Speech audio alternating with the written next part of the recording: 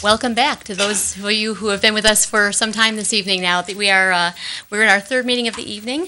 This is the Committee of the Whole meeting of the Livonia Public Schools Board of Education of July 20th, 2015. We have completed our organizational meeting and our regular meeting. For those of you who are just joining us or who are watching from home, the items coming up on agenda tonight have maybe come up once, or this is the first time that we're hearing about them. A few of them we've been discussing for some time. This is not a voting meeting.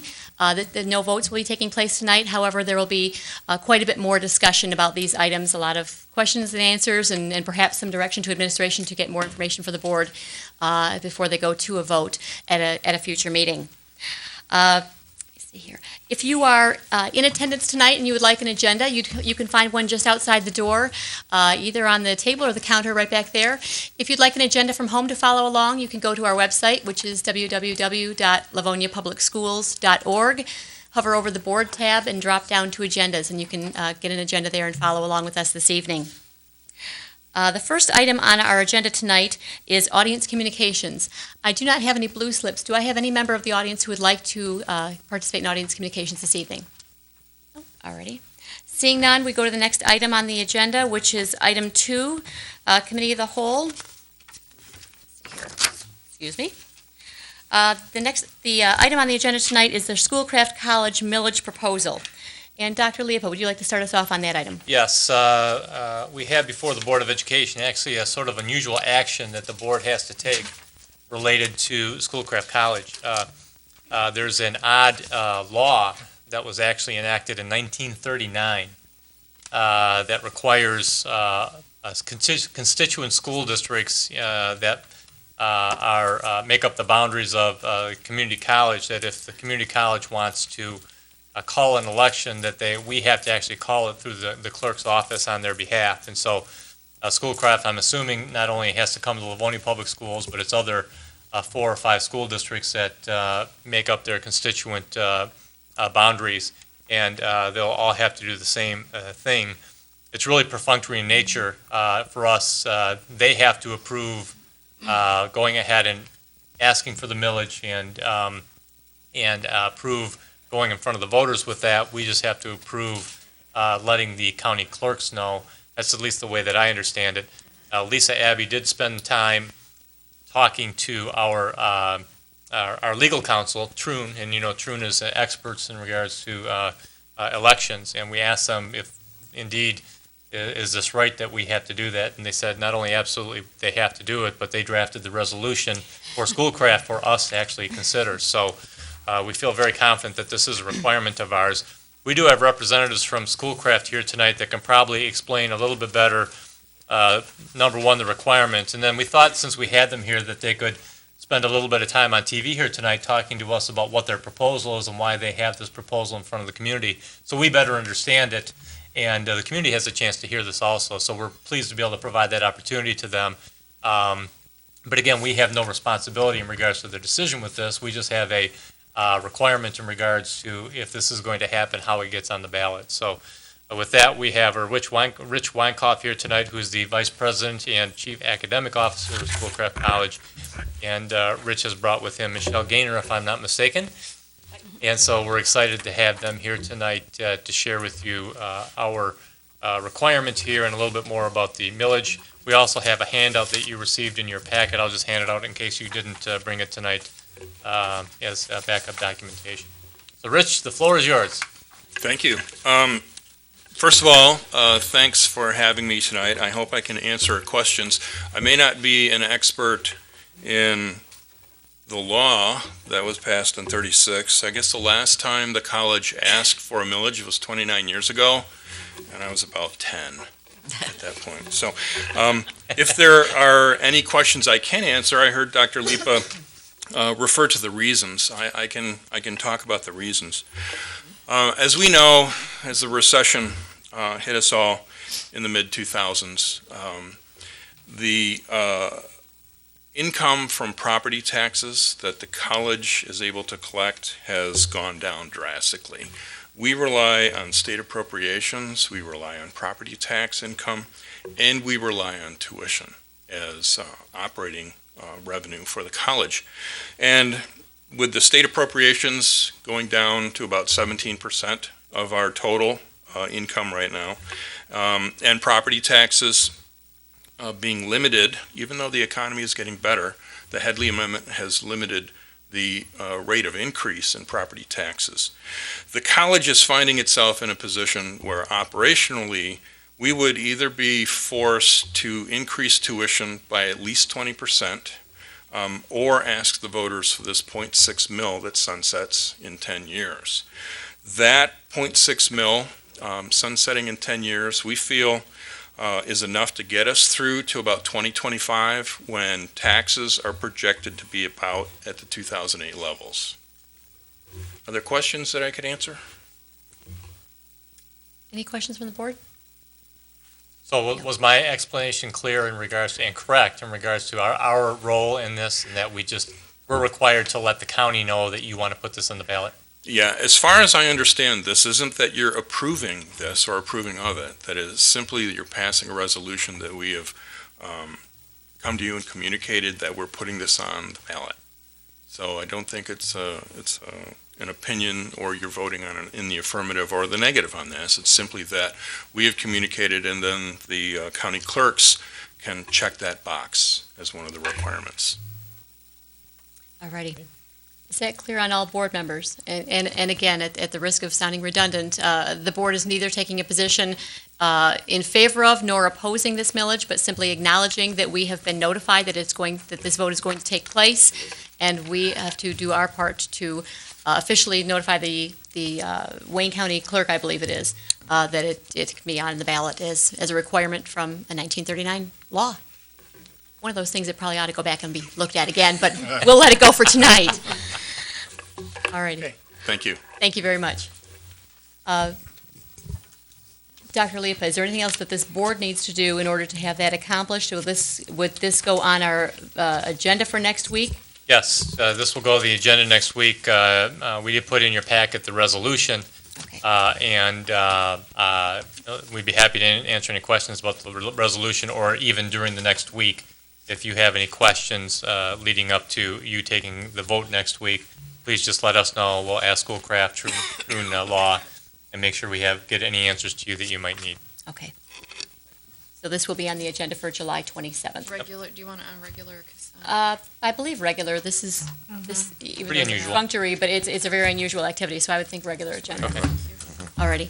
And thank you to the folks for Schoolcraft who came to explain as much as we can explain on that. Thank you very much. Yep. The next item on our agenda is item 3, Curriculum Committee. Mrs. Laura. Thank you, President Burton. We have one item on the agenda today for the Curriculum Committee, and that is the recommendation to purchase iReady diagnostic assessments. Mrs. Ellis, would you like to discuss that with us? I am very excited to discuss this with you. Thank you very much, Mrs. Laura. I am thrilled to bring this recommendation to our Board of Education to purchase iReady Math Diagnostic Assessment for use in all of our K through 6 classrooms throughout the district, and a recommendation to purchase student licenses for the iReady Reading Diagnostic Assessment in K-6 classrooms in some select elementary schools. And before I get into the details behind the recommendation, what I thought I would do would be to provide some background information to the Board of Education that led to tonight's recommendation. You're probably aware that state law requires us to assess 1st through 5th grade students annually in both reading and math. And to meet that requirement in reading, our kindergarten through 6th grade teachers administer the Fontes and Pinnell Benchmark Literacy Assessment, and they administer that assessment multiple times throughout the school year. That assessment gives our teachers a running record or a reading level on which students are performing, and teachers use that data then for grouping students and for providing guided reading instruction. We also, at the kindergarten level, administer additional assessments such as letter and sound ID. Also, at 1st through 4th grade, we administer other literacy assessments that are part of our OSS initiative. But the Fontes and Pinnell is the primary assessment that's administered kindergarten through 6th grade. In mathematics, we developed our own district assessment. It's a district-developed math assessment. It's aligned to the Everyday Math program. That assessment is administered at the beginning of the year and then towards the end of the year. And it provides teachers with a proficiency score. So it says, were the students proficient on this assessment or not? And we use that assessment to show growth from the beginning of the year to the end of the year. Well, this past school year, our former Federal Programs Coordinator, Mr. Phil Francis, who is now our Administrator of Employment Services, he brought to the Title I principals and the Title I interventionists a new assessment called iReady. And iReady is a diagnostic assessment for both reading and mathematics. And it provides teachers with diagnostic results that they can use for planning instruction. And this really piqued the interest of the Title I principals and interventionists. And so they wanted to learn more about it. So Mr. Francis brought in a consultant from Curriculum Associates, who's the iReady vendor, and provided an overview and a demonstration of the assessment. And as a result of that, the Title I principals used their Title I funds to purchase the student licenses for the iReady diagnostic. Almost all of the schools purchased the math assessment, and some of the schools purchased the reading assessment. And it really depended on the available funds that they had, as well as the diagnostic data that they needed for providing their Title I interventions. And so what I thought I'd do at this point is tell you a little bit about the assessment, because you're probably wondering, well, so what is the assessment? The iReady assessment is an online, adaptive diagnostic assessment that can be administered multiple times to students throughout the school year in grades kindergarten through 12th grade. The math assessment is aligned to the Common Core, and therefore it's aligned to our curriculum. The types of items that are on the assessment match those types of items that we saw this past spring when we took a look at the MSTEP assessment. So the math items are technology enhanced. There are items that have more than one correct answer, and then there are math tasks for students to complete. The reading assessment is aligned to the Common Core and therefore aligned to our district's curriculum. The reading assessment items parallel the type that we saw on the MSTEP, where there are paired passages and there are informational paired passages as well as narrative paired passages. Students are asked to read those passages and then synthesize information between those passages to draw some conclusions, make some inferences, and answer some questions. There's also constructed response items that are available on the reading assessment. The reports that teachers get for these assessments come immediately after the students complete the assessment. So these are real-time reports that teachers get, and those reports identify student strengths. They also identify where students are struggling, and they identify right down to the sub-skill level the areas in which intervention and support needs to be provided. The results also provide teachers with an action plan for providing that instructional support and resources for differentiating instruction. The reports are available on the individual student level, the classroom level, the school and district level. So this past year, as our schools were administering, our Title I schools were administering these assessments, Mr. Francis, Mrs. Oquist, and our two elementary curriculum facilitators and I spent time in the schools observing the students take these assessments and then talking with the principals and the teachers about the assessments and how they were using the results, and the response was very positive. Toward the end of the school year then, Mr. Francis facilitated a meeting of the Title I principals and interventionists, and we wanted to spend some time asking them about the benefits of the assessment and how they were using the assessment results for instructional decision-making.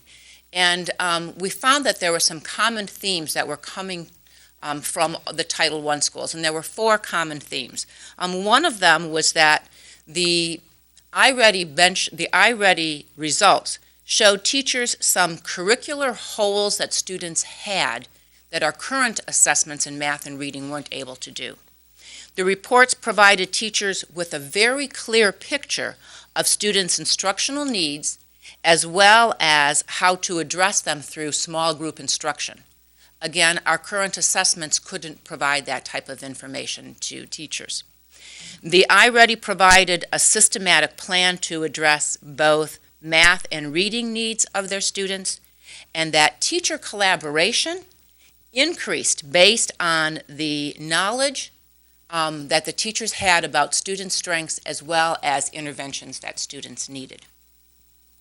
Shortly following the Title I meeting that we had, the Division of Instruction met, and the Division of Instruction includes Mrs. Oquist, Mr. Archibald, Mrs. Terrio, and myself.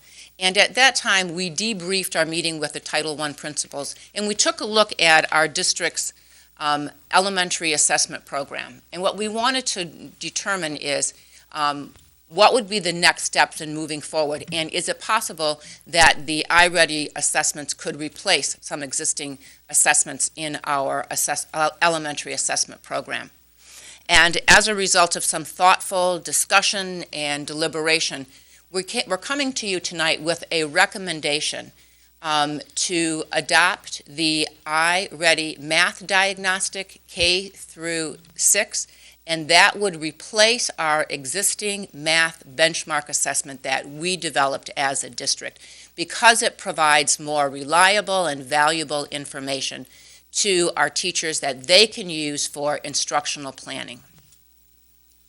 We're making a recommendation to you that we move forward with purchasing the iReady reading diagnostic for select schools so that we can expand our pool that we are using the iReady with, so that we have a better understanding of the type of data that is useful for our teachers.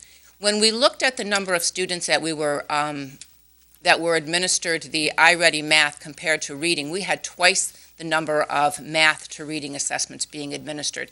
And so we felt very confident that we could replace the math benchmark assessment with the iReady assessment. We weren't feeling quite as comfortable with the iReady reading assessment, and we wanted to expand the pool of teachers and students who were taking this test. And so that's why we're recommending that we only move forward with some select elementary schools at this point. I want to thank Mr. Phil Francis for his role in bringing the iReady to our district, as well as facilitating the implementation of it, and our Title I schools for their role in implementing iReady that led to the recommendation that we're bringing to you tonight. So our recommendation, moving on to the recommendation now, we are bringing to the board a recommendation to purchase 6,900 iReady diagnostic math assessment. These are the student licenses at a total of $37,260, and this will be for use in all of our elementary classrooms, kindergarten through 6th grade, as well as a recommendation to purchase 2,300 iReady diagnostic reading assessment student licenses for a total cost of $12,420. This will allow us to pilot the reading assessment with our K-6 elementary students in some select elementary schools. The total cost for the annual subscription for the 2015-16 school year is $49,680, which includes a $5,520 discount because I was able to negotiate with the sales rep a 10% discount on each of the student licenses. The funding for this purchase will come from the district's Technology Readiness Infrastructure Grant. And our elementary principals enthusiastically support this recommendation. In fact, when Mrs. Oquist shared with the elementary principals that we were bringing this recommendation to you tonight at the last principals meeting in June, they applauded. So we believe we have their full support behind it. At this time, I'd be happy to answer any questions that you might have. Any questions or comments? Mrs. Bonnefield? Thank you, Mrs. Laura. Mrs. Ailes, on the reading diagnostics, is it the same Title I schools that are going to do the reading, or is it shifted to different schools than have had it before? And then will the schools that have had it before be going back to Pontus and Pinell? So the answer to your first question is, we are expanding the pool to include some non-Title I schools. Okay. And then Title I schools that previously were using their Title I funds to purchase the math assessment might not have had enough funds to purchase both Got it. math and reading, so now they can reallocate their Title I funds that they were using for the math assessment for the reading assessment. Okay. So we believe we'll have an even larger pool Got it. to draw from in making our recommendation for next year. And we are continuing, all of our elementary schools will continue with the Fontes and Pinnell assessment, whether they're administering the iReady assessment or not. Okay. And if we accept the iReady for reading, would we then discontinue Fontes and Pinnell in the future, or they're still going to? We don't know. We don't know. Okay. That's something that we want to take a very close look at before we make that determination. Okay. And this then data will give us, in this next school year, will give us an opportunity to do that. and Fontes and Pinnell is where we get the leveled library statistics from for the kids, correct? That's where we get the reading level For the for students, and then we pair up the reading level with the books in their leveled level library. Yeah. And then does the iReady provide that same statistic to be able to, if we no longer, if we were to swap over or change, does the iReady program give us that same feedback to They be give able us- to relate to the leveled library? Yes, they give us a reading level, but they use a Lexile level versus a 1, 2, 3, reading level, so Yeah. similar. Okay, but it can be, And what we want to look at is there a strong correlation between the Fontes and Pinnell reading level and the Lexile level on the iReady? got it. Okay, So that's one of the questions we'll be exploring this year. fantastic. Thank you so much. Anyone else? Mrs. Jarvis? Thank you. Mrs. Ellis, the current system, the Fontes and Pinnell, does it provide the immediate feedback similar to what the iReady does for its assessments? The Fontes and Pinnell is a one-on-one assessment, so it does provide immediate reading level of the student to whom the teacher is administering the assessment, but it does not provide the depth of skill, deficits, and strengths that the iReady does. And I'm assuming that in the math department, it doesn't, the system, which commendable as it may be that you have devised your own, it probably doesn't reach quite that far? iReady provides a much more, I would say, comprehensive and reliable diagnostic results for our teachers to use in planning instruction. Our assessment, we did the best that we could to develop the assessment. It meets our requirements of the law, but this provides our teachers with much more tangible information that they can use immediately for providing instruction. Thank you. Anyone else? President Burton? Yes, for the benefit of the public, just so that they understand clearly, that this is not coming out of general funds. This is coming out of Title I, which is federal money that has got to be used in those Title I buildings, and the technology grant that we have to use in a technology manner. Is that correct? The recommendation that we are bringing to you tonight is going to use the Technology Readiness Infrastructure Grant money. Okay. If our Title I schools want to supplement what we are purchasing district-wide, then they can use their Title I funds to add to the assessment by either adding the reading, if they haven't been selected to try out or continue with the reading, then they can use their Title I funds to pay for the reading assessment for their Title I students. Okay. So But either the way, that's not district coming out of purchase, general fund dollars. The district funds are not coming out of general fund, they're coming out of our TRIG grant, which is a Technology Readiness Infrastructure Grant. Alrighty. Thank you. And those funds can be used to fund online assessments. And since iReady is an online assessment, we can use the funds for that purpose. Alrighty. Thank you. Mrs. Bonnefield? I would just like to say that we talk about all these testing and over-testing our kids, and it's so nice to hear that we are going to get immediate feedback, and it's going to tell us the things that we really need to hear about our kids, and that it's going to have an immediate impact on the education of our students, and that it sounds so much like this is why we should be giving our kids assessments, is to help our kids. And I would like to commend the staff on finding that and implementing it and taking the time to move forward on something that is going to be hopefully extremely effective, and hopefully helping us with some of our focus schools and some of those other issues and closing our gaps. So thank you very much. Oh, you are very welcome. I am just so excited to bring this recommendation to you. It's not often that you get excited about assessments. No, it's not No. a usual reaction. This is one that I'm very excited about. Great, thank you. Thank you. Anyone else?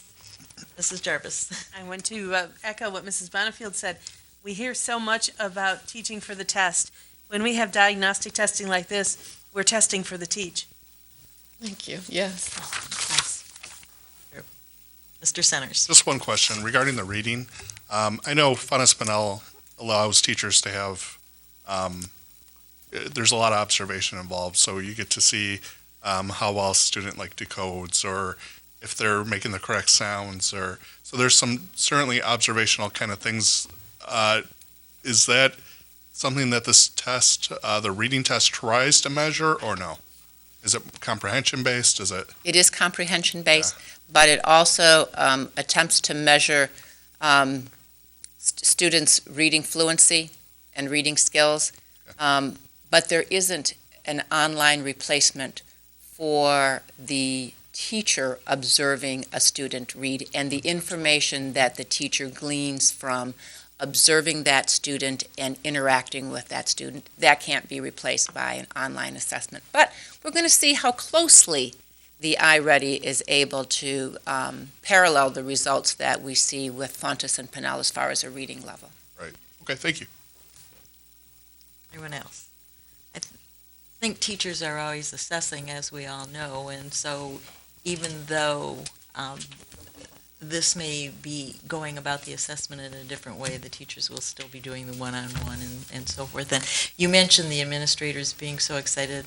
I would wager the teachers will be too. So thank you for bringing that to us. And regular agenda on the 27th? Mm-hmm. Okay, thank you very much. President Burton, that concludes the curriculum committee for tonight. Thank you. The next item on our agenda is item 4, Finance Committee. Mrs. Jarvis. Thank you, President Burton. As seems pretty typical lately, the Finance Committee will be addressing a number of issues tonight. We are going to start with a review of bid results for concert instruments and band instruments using the 2013 bond, and that will be presented by Mr. Archibald? Nope, by Ms. Sabby. Thank you. I'm pinch hitting tonight, or That's fine. pinch stringing tonight, or something. I don't know. Thank you. This was actually a joint effort with Mr. Archibald's office, the music department, and our office, and Nick Armelagus on getting this RFP out for both band equipment and or concert equipment for both band equipment and for string equipment. We have the 2 results for you this evening. We did put together an RFP. What you got in your package was a summary of the bids when we sent them out, the bid responses, et cetera. And I put in your packet, just so you had an idea of what we were purchasing, the actual list of the instruments that went out. And then at your desk this evening, I have the results of the bid results for both the band equipment and the string equipment. We'll start with the band equipment. You've got my summary page memo on top.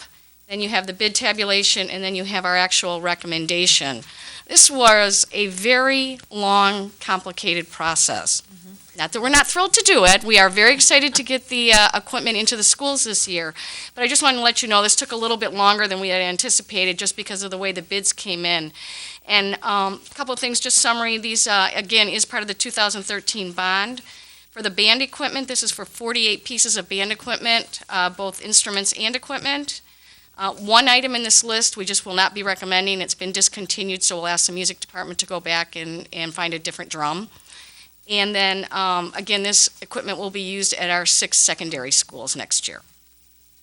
You can see under the band equipment bid tabulation, all those items I've noticed. Basically what that says is we didn't get a complete bid from anyone.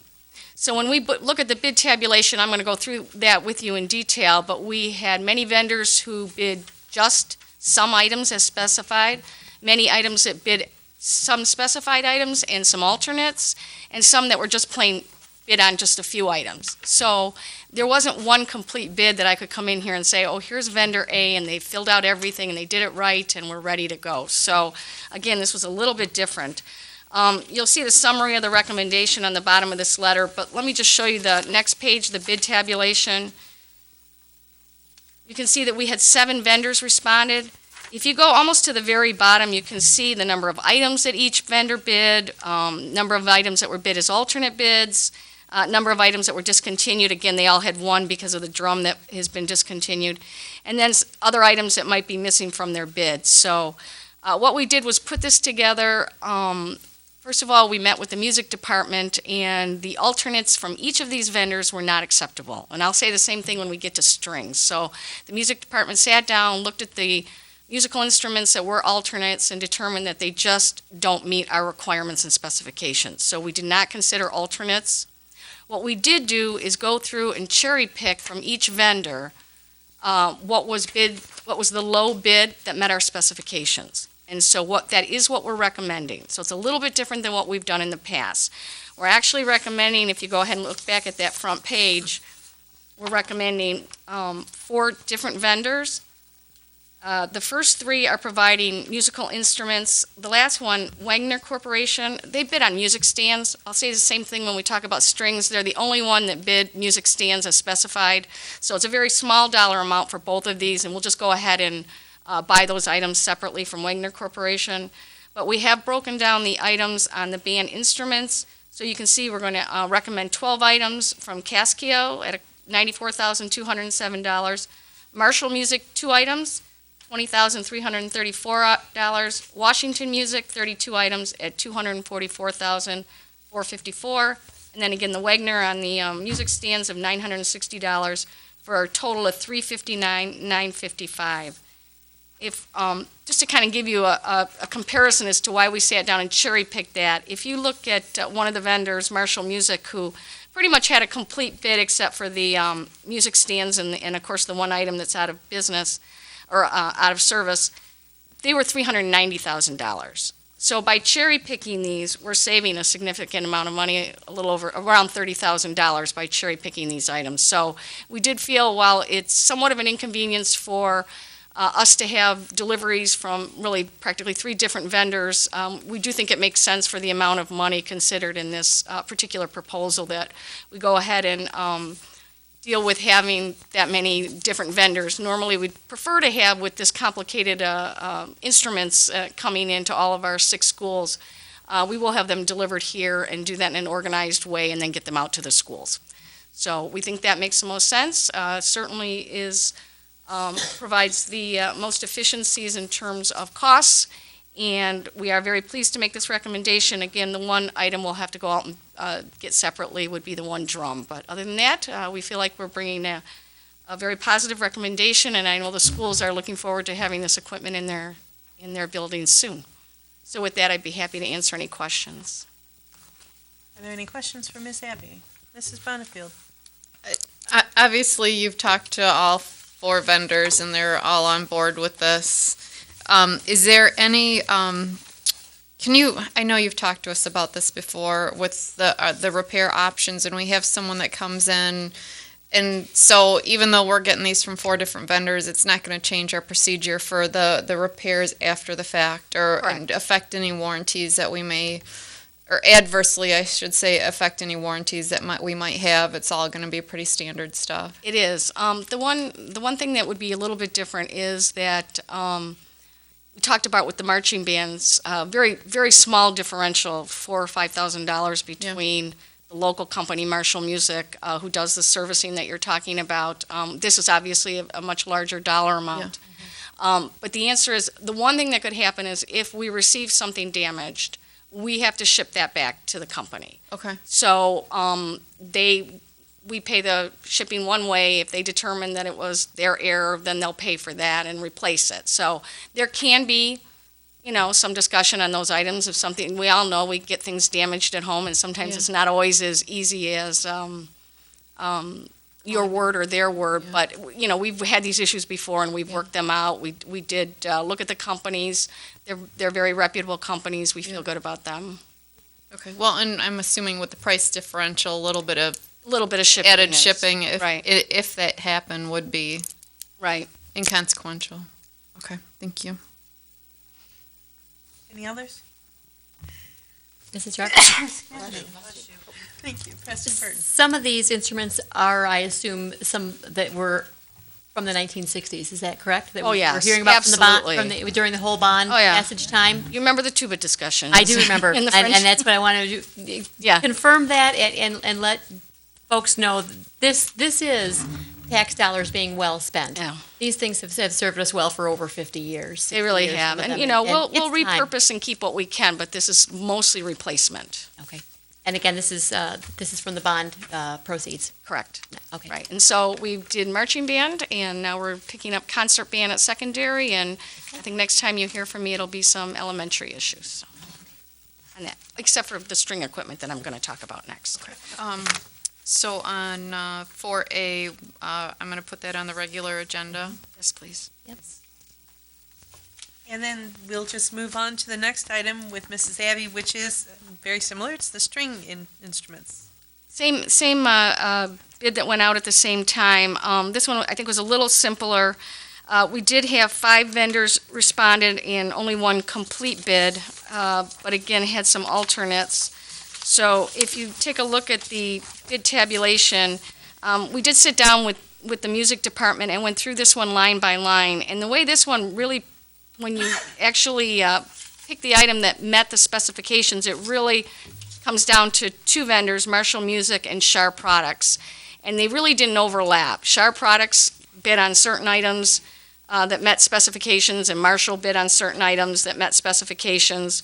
And the alternates that Shar had bid on just were not acceptable, again, to the music department. They didn't meet our standards. So we almost pretty much split that down the middle, different products. We've got that, again, recommendation for those 2 vendors, and then Wagner Corporation to get the stands that we need. So Marshall Music will be 7 items at $45,183. Shar Products, 11 items at $39,197. And then 2 items for stands from Wagner Corporation at $1,296. So again, these are the items that met our specifications that were the lowest responsible bidder. Are there any questions for Ms. Abby? Ms. Abby, I'd like to commend your team not only for going through these very complex bids line by line, but also measure by measure. Even I got that one. And we'll add them to the agenda for the next meeting. And while we have you here, we'll move on to the review of bid results for school buses, also from the 2013 bond. Thank you very much. Again, I put a packet on your table this evening. We did get the bid results for the purchase of buses, the bid tabulation in your packet, and our memo on the discussion of the process. Again, this is 2013 bond. We've already had a couple of discussions on this second phase of purchasing buses. You'll recall that in the bond, we had budgeted for the replacement of 60 buses out of our about 110 fleet. First year, 2014, we did purchase 20 buses. We are on track this year to purchase another 20 buses. Earlier this year, we did discuss with the board the possibility of looking at some alternate fuel buses.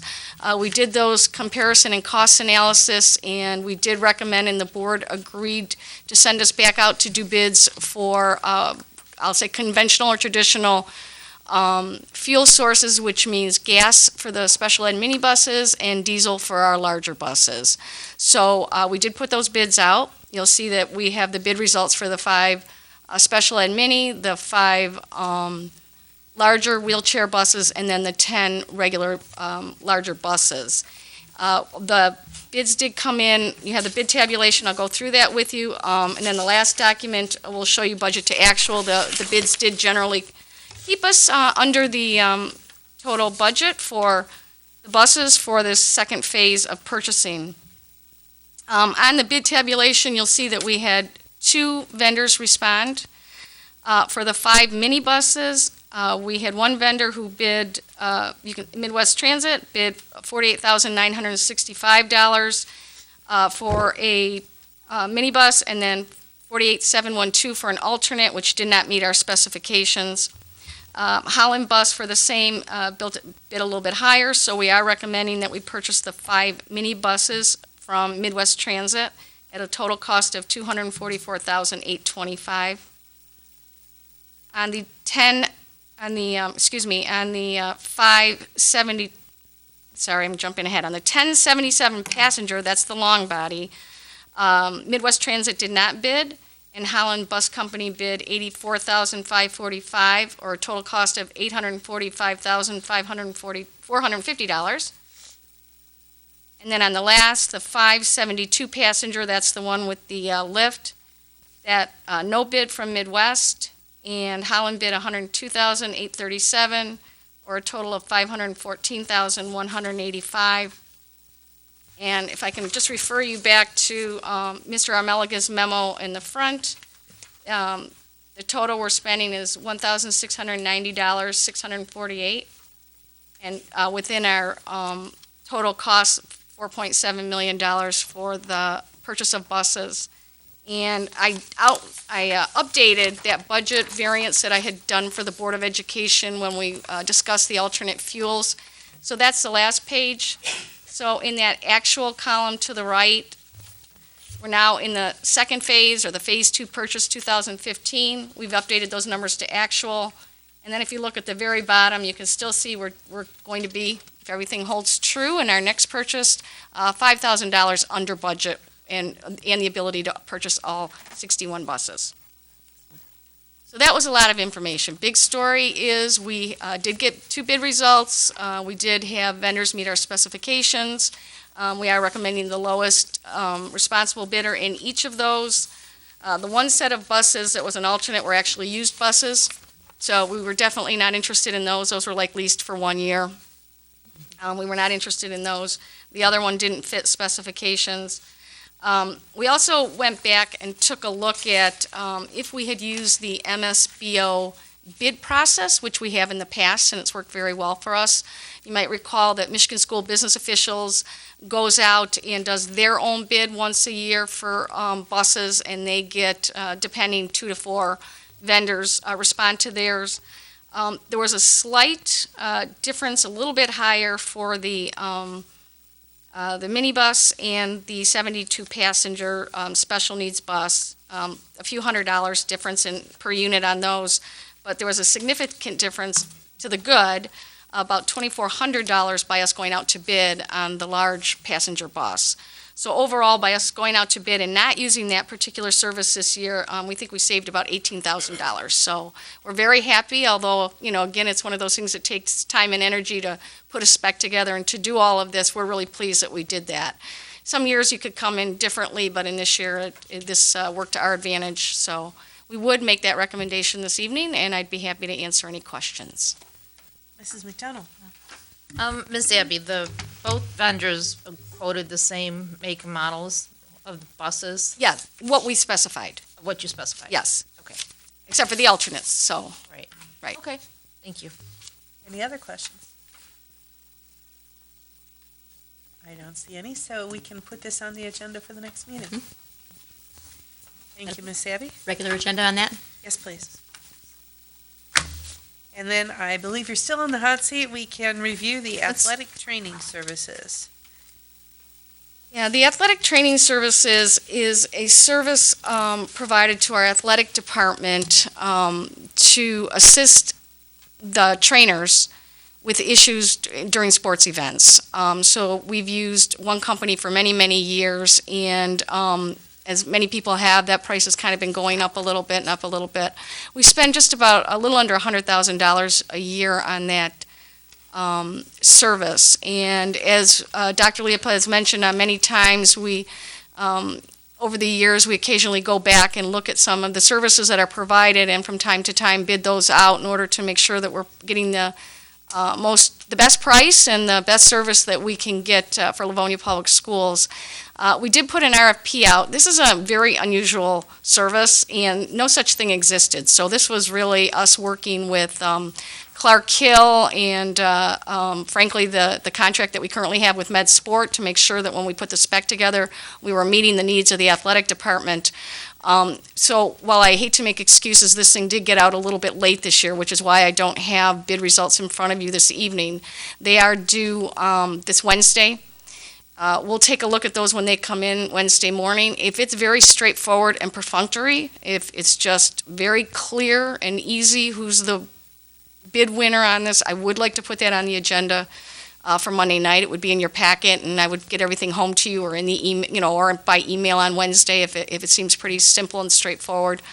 If it isn't, I will just pull that agenda item if the board even wants to put it on the agenda. So that would be my recommendation. While I normally don't like to get things to you that late, this was just a very unusual bid, and I do know there are interested people because they've called me. So there are other firms, they're really hospitals that provide this service, divisions of hospitals that provide this service that are interested. So I think I look forward to seeing some savings in that. I know there are some people very interested in the work.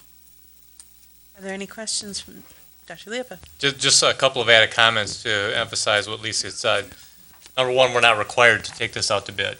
And so this isn't a requirement of ours. This is just something that we feel we need to do with all of our purchase services over a period of time. Every once in a while, get these things out to make sure we're getting the best service and the best price. And so we're not required to do this. We've just decided that we wanted to do this year. And so one of the things that we have to remember is that if we're not prepared by early August to accept a bid, then we really have to wait because activities, as you all know, start in August for our high schools. And these people have to be on site in order to provide the service. So if it's just not, as Lisa mentioned, if it's not clear and straightforward, we may just take a hiatus on this and say, you know what, we need to continue with MedSport and continue to go with what's been a good service for us for another year.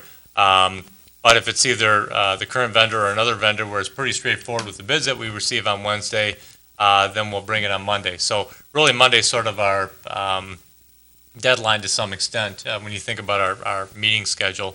If we have something that makes sense to bring to you on Monday, we'll do that. But because of the short timeline here, if we have something that doesn't make sense and it's pretty complicated, we may just hold off on that. So that's how we think we probably can best move forward with the analysis that we're doing right now. Does that make sense to everybody? Can you let us know on Wednesday when that comes in? Yeah. We should. Drop Yeah, us that's a an great email point, and- Liz. We should Absolutely. be one way or the other. Right. So if it comes in and Liz is and Lisa's saying, you know what, this looks like the darn band instruments, and it's going to take us weeks to sort this out. We probably don't have time to do it for this fall. But if Lisa gets them on Wednesday and it's pretty darn straightforward, and we're looking at it, and of course we want to get feedback from Steve and our athletic ADs, directors on yeah. this. We're not going to hire Laura, Diane, and Mark to come in and if they put a bid in, they're good people, but I don't know how well they can. Oh yeah, I just had to pick on someone. I mean, if it was Greg Van Kirk that put in a bid, and I got to tell you, I'd be a little anxious about him working on my knees on the sideline. And so, we probably would say, we need to take a little deeper look at this, but we'll see how the analysis goes. But I appreciate you mentioning that, Liz. We'll make sure to tell you one way or the other this week. Yeah, and if there's a few dollars to be saved there, and we get some very qualified people to do the work for us, we're happy to bring that forward to you next Monday. All right, President Burton? And did the RFP specify that they had experience in this kind of athletic training? I Absolutely. mean, working with high school, middle school and high school students? Very specific. Okay. So any bid that you give to us will have that assumption that these are experienced folks doing exactly this thing. Okay, thank you. Okay, any other questions? I'm going to put Mrs. this on Benefield. as a regular per No. Mrs. Abby. No? No, we'll wait until we hear from Mrs. Abby whether it's ready to go onto an agenda yet. But it'll be a regular item if it goes. For sure, 'cause Okay. we'll want If it to goes. explain what the Okay. recommendation is. We'll know more by Wednesday, Okay. hopefully. Yes, you'll hear from me either way. Excellent. Anyway. Any other questions? President Burton, that concludes the Finance Committee report. Thank you. The next item on our agenda is item 5, Building and Site. Mr. Johnson. Thank you, President Burton. We have 4 items that we will be discussing tonight. Some of them deal with the sinking fund, some with the bond issue, and an update on our sale of property proposals. We have Mr. Greg Van Kirk here from Plant Moran Crescent, Mr. Bowman here, who will answer any questions that we may have regarding the update on the sale of property proposals. So item A under building and site is recommendation to appoint owner's representative for sinking fund. And would you like to get up and get a drink or something? You're going to be. No, I'm fine, but I think Dr. Leopold wanted to get us started off with a summary, and then I'm your detail person. Yes. First of all, we've been talking about this particular concept for over a year now with our sinking fund. As you know, we've had, in our opinion, very good success with the concept of an owner's representative on our bond issue proposal. And of course, our bond issue proposal is significant, $200 million. But we wanted someone with the expertise of a construction manager, architect, facility management expert that could represent the board and not any other entity but the Board of Education as we were implementing this very significant bond issue project. We've been so pleased with the service that we've received in regards to the management of those projects that what we've been talking to you about over the last year is to use that owner's representative concept for our sinking fund projects, because as you know, we just renewed our sinking fund last year, and so we have another 4 years of levy on the sinking fund, another year of 5 years of projects to do on the sinking fund, which are well over $20 million.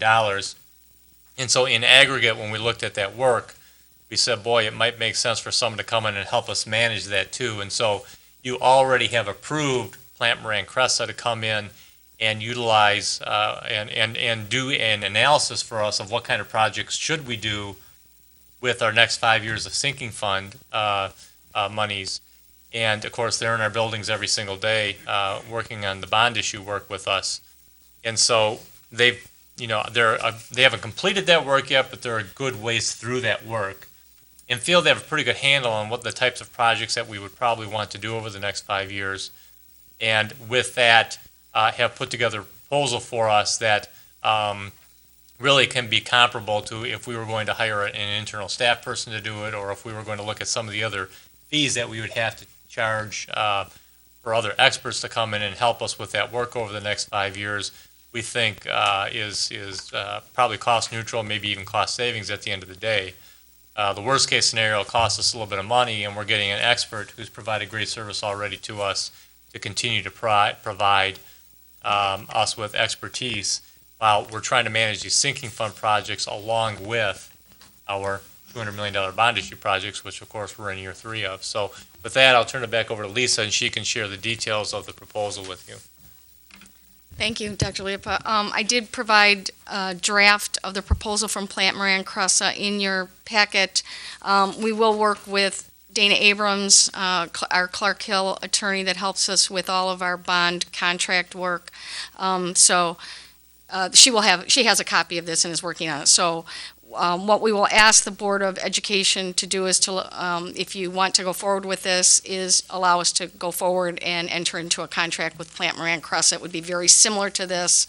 There might be some tweaks from our attorney. So that said, what we are asking them to do is help us manage the sinking fund and act very similar to what they're doing as our owner's representative on the bond issue, as Dr. Leopold said.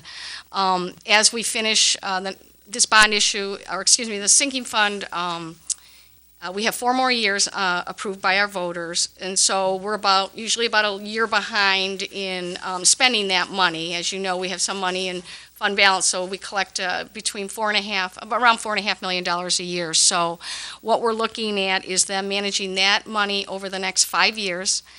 We put together slightly over 5 years, we put together a package with, I think, 66 months.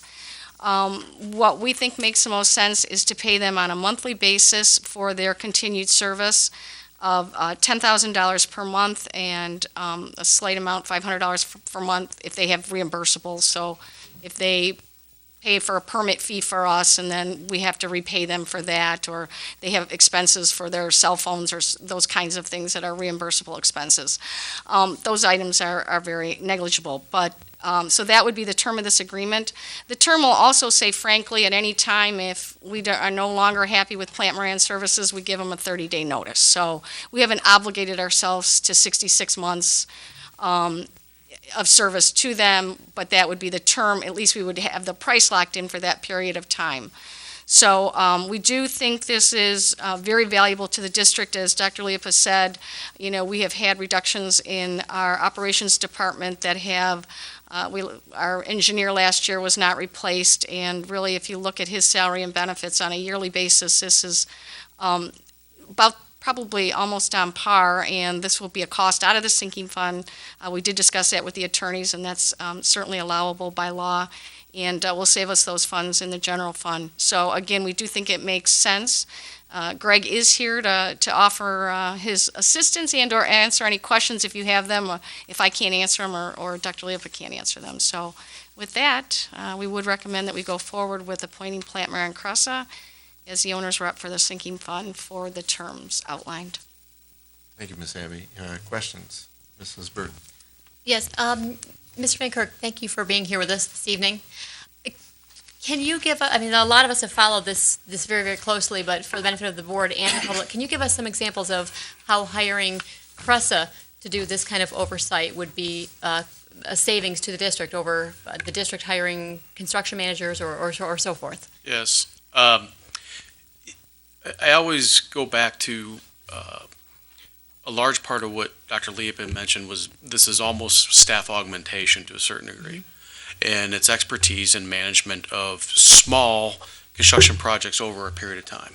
So I like to use the example of everyone's put a roof on their house, correct? Or had to replace shingles or whatever. Let me ask you, did any of you use a construction manager to do that? Or a general contractor? You probably, maybe not even wrote an RFP, but you got proposals. And so what Miss Abby just did for all the strings, the band, and all that kind of stuff, we're construction experts that can help you think through those types of things versus paying blanket purchase order, a construction manager or an architect that may be needed on certain projects. And we'll let you know when we think that is needed and when you need that kind of coordination. But for an example, Ms. Burton, is a roofer, we may decide that you may need a roofing expert or a roofing consultant to do the structural engineer drawings, and that may be it. And then we go straight to the prime vendor and bid it on your behalf. Same thing with a parking lot. If you can imagine why, and I'm not trying to discourage architects or construction managers because obviously they play a great role in a lot of construction, but if you're replacing some parking lot, we may want to just hire a civil engineer. And so my point is, if you look back in history, architects and construction managers, when they provide that blanket order coverage, you may be paying upwards of 12 to 14 or 16%. If you really look at what we're proposing on our contract, it's 3%. And 3%, and even if we hire some experts, even if that costs another 3 to 5%, we may be cutting your total professional fees on $20 million in half, which can be significant savings. So that gives you an idea, but it's a lot of what Ms. Abby was just going through.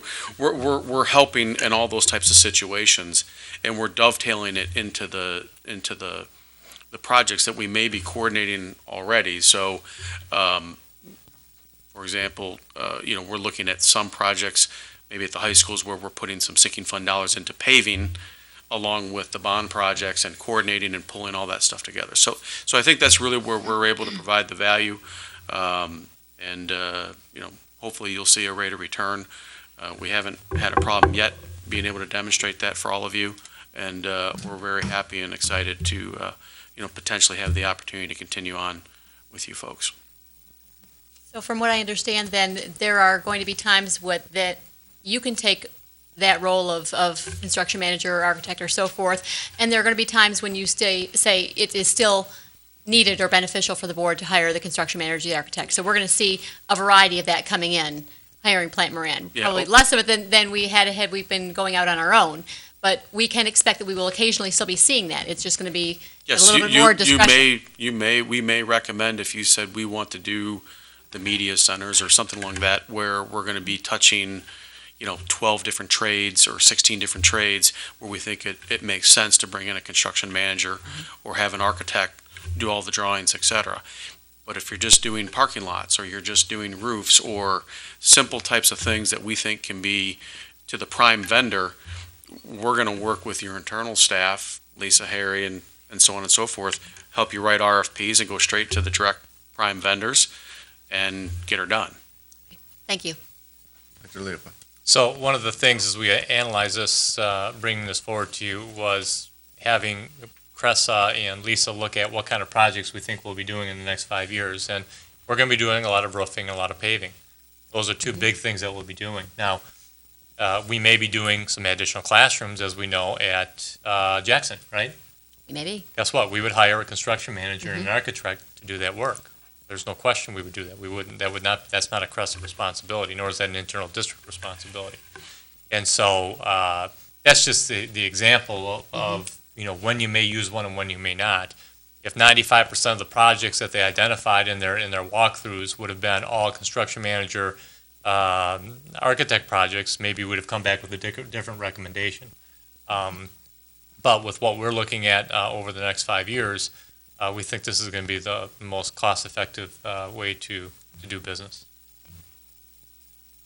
Thank you. Any other questions? Mrs. McDonald. Thank you, Mr. Johnson. Greg, how do you come up with the fee? How is that calculated based on what? It's kind of a Rubik's matrix where we look at a percentage of construction cost, we look at our staff time, and we look at where we think the market is, because this is a contract we're locking in price for 5 years. So we look at a variety of things, and we work it frontwards and backwards.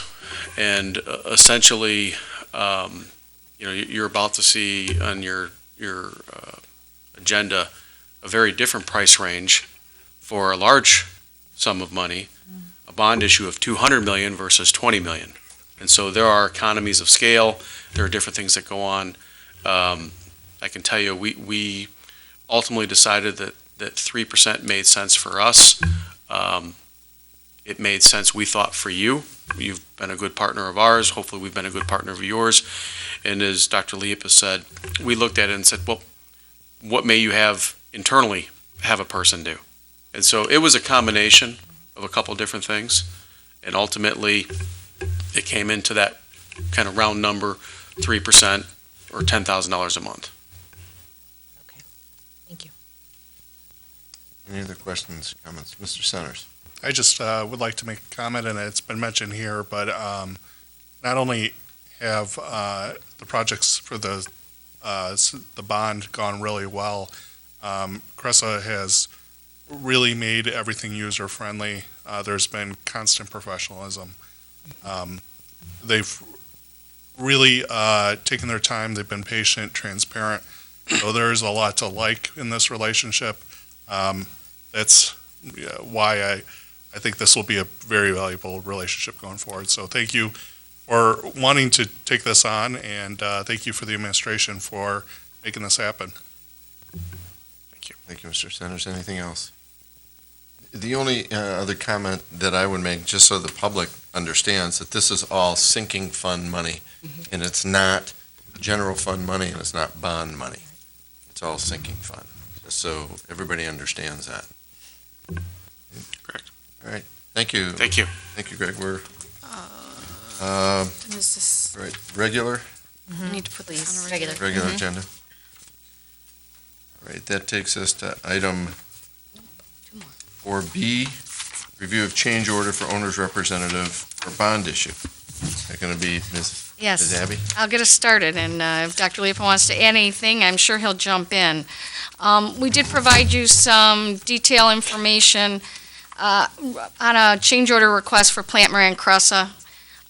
Just as you've heard us have many change order requests over the last 2 years, We are required by our accounting rules that we put together at the beginning of the bond issue to bring anything over $100,000 to the Board of Education for approval. So we're doing this. This specific change order is a little bit different. I just want to back up a little bit and give you some history. When we bid out the owner's representatives, we really didn't have an exact dollar amount for the bond, believe it or not. We went ahead and bid out for our owner's representative before we had put together our final details and dotted all the i's on the bond. And so we had put some range of dollars into our RFP at that time, and Plant Moran Cressa had bid, as he was alluding to a couple of minutes ago, based on a range of dollars. So they bid a percentage based on $150 million, $178 million, and $200 million of construction costs. So first of all, we know that $195 million bond, not all of that is construction. We have the equipment, we have buses, we have band equipment that we saw tonight. So when we originally put our agreement together with Plant Moran Cressa, that was actually at a 1.75% rate at $150 million of construction. Since then, as I mentioned in the memo, our construction costs we're now estimating at about $178 million. So construction costs have gone up. Well, unfortunately for Plant Moran Cressa, the way they bid it was, if the higher construction rate, it's actually a lower percentage. So rather than this being $150 million at 1.75%, it's actually $178 at 1.48%. So even though the total construction costs went up, the actual rate went lower because that's how they put their bid together for this. So that differential, which we're obligated to do because we agreed to do that in their contract, is $9,400. So that's the number, first number you see that says the increase for fee for estimate and construction projects, $9,400. So that's the first item in their change order request. The second item in their change order request has to do with the length of time that Plant Moran Cressa will be working in the district.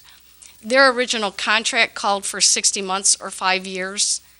And through a variety of decisions that we made together, Plant Moran Cressa, the bond team, and the Board of Education, that project is actually lengthened by about a full year, mostly as a result of not doing both high schools in this summer. As you recall, as we started to get through the details of Franklin High School, we said, let's start with one high school this year, start with a second high school the second year. So that has elongated the term of the project. So the second piece of this increase is actually an increase from 60 months to 68 months at $20,000 a month. I know you heard me say $10,000 on the sinking fund. Trust me, there are a lot more staff out here working on the bond fund. In fact, that was an issue that actually Paul Terry and I spent a couple of days wrangling over. So just their proposal is a little bit higher than that, but we did sit down and work through what actual staff, I mean, we will be at the end of the bond. They don't need as much staff as they have today, but they will definitely need to be working on our behalf as we close out those last projects, whether it's the end of the high school, whether it's some of the ancillary buildings that we need to work on. So again, that would be $160,000. So the recommendation for the increase, $169,400. We certainly think it makes sense, and it certainly is within their contract that we agreed to with Plant Moran Cressa. So again, I'd be happy to answer any questions. Thank you, Ms. Abbey. Questions? Mrs. Burton? Does this keep us still within our total budget? Yes, absolutely. Thank you. Any other questions? Seeing none, we'll put that on regular. Yes, please. Thank you, Mrs. Bonnefield. That takes us to item 5C, update of, on sale of property proposals. I'm moving. She's moving. I'm moving. So hopefully Mr. Bowman is going to join me. You don't have to get up quite yet, but you're welcome. Come stand. You need to stand too. So, thank you very much again. As we said tonight, we are going to provide an update on where we are relative to the state of sale of property. Again, let me introduce you to Bill Bowman. You remember Mr. Bowman working with Great Northern Consulting, acting on our behalf. And just a reminder, as you well know, Mr. Bowman works as our consultant and works on our behalf. He is not a broker. He's being paid on a fee basis, so he's not being paid on a percentage of sales or anything like that. So just like any other consultant or professional advisor that we would have on an issue, that's the capacity in which Mr. Bowman has been working. So I'm going to just kind of get us up to speed on where we are today, and then I'm going to ask Bill to give you an update on what next steps look like after you have an update today. So let me just give you a couple of formal things, bring you up to date. We sent out proposals for both the Nankin Mills and Washington properties in May. You may recall that the RFP that we put together, we specifically put together asking developers to bring us proposals back that were single-family homes. And specifically for the Washington property that we provide, that they try and put a concept plan together that provides some green space there, some area that would not be completely developed. We received 4 bids on Nankin Mills and 5 on Washington. We invited 4 prospective developers to come in and interview. That's Ivanhoe Homes, Crestar Homes, Windmill Homes, and Infinity Homes. They came into our offices for interviews and to present their draft proposals or their concept ideas. That was with Mr. Bowman, myself, and Dana Abrams from Clark Hill. We were the interview team. The bids were received. I want to also let you know, all the bids that we received were within the budget allocations that the Board of Education had provided to us. We'll talk about that a little bit later for the sale of vacant land. I just want to now update you on the process that Dana Abrams, who is our Clark Hill attorney and who is helping us on this sale of property and has worked with Bill on I don't know how many properties, lots and lots. Lots and lots. They do, I think, most of the sale of properties for schools in southeast Michigan. But she's outlined a process for how to go forward, and this is how she does this with all of her school districts, and this is what she feels is the most appropriate and efficient and more importantly, fits all of the legal requirements required. So once we have a signed purchase order for each of those properties, which we expect to have this week, she will then put together a legal opinion. That legal opinion will provide the Board of Education with it will outline all the rights and responsibilities of the Board of Education as it relates to a sale of property. It will also provide you with all of the detail that you need on these 2 properties. So you'll know the amount of the sale, you know who the potential developer is, you'll have how many bids were received, who from, all of the normal sort of bid tabulation information that you will get. That will be in a legal opinion letter. You will, if assuming everything goes according to plan, that will be in your board packet on Wednesday night. Once we receive all of that information, as soon as we have that information, you will have all of that information.